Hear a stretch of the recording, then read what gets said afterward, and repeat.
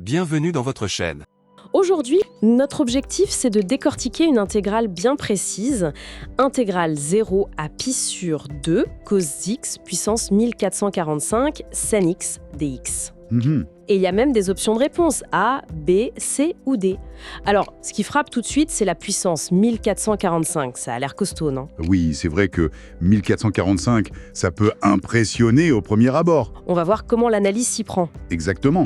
Alors, le calcul commence avec l'intégrale notée I.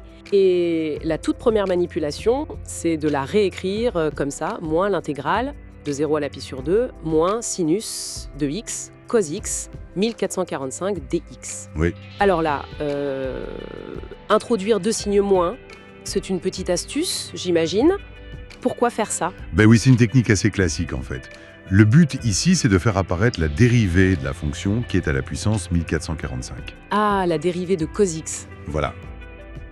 L'intégrale devient moins l'intégrale de 0 à la pi sur 2, cos x' cos x 1445 dx. Et là, on est devant une forme, une structure qu'on connaît bien en intégration. La forme f'Fn, c'est ça? Tout à fait. L'intégrale de f' f puissance n, c'est 1 sur n plus 1, f puissance n plus 1, dans ce cas. D'accord.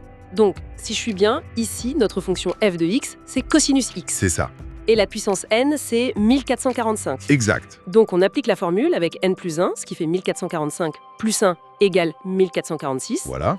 Sans oublier le signe moins qu'on traîne depuis le début. Ah oui, le moins devant l'intégrale. Donc, ça nous donne i égale moins 1 sur 1446, cosinus x, 1446, 0 à pi sur 2. Ok, moins 1 sur 1446 fois cosinus pi sur 2, 1446, moins cosinus 0, 1446.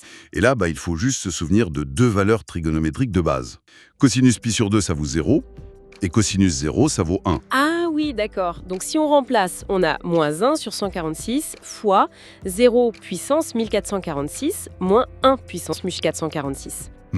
Alors, 0 puissance 1446, ça fait 0, et 1 puissance 1446, ça fait 1. Toujours. Donc, l'expression devient moins 1 sur 146 fois 0 moins 1. C'est quand même beaucoup plus simple. Oui, ça se simplifie drastiquement. On a donc moins 1 sur 146 multiplié par moins 1. Et moins par moins, ça fait plus. Voilà. Ce qui nous donne le résultat final, i égale 1 sur 146. Et si je me souviens bien, c'était l'option C proposée au début. C'est bien ça. Option C. Franchement, c'est assez élégant.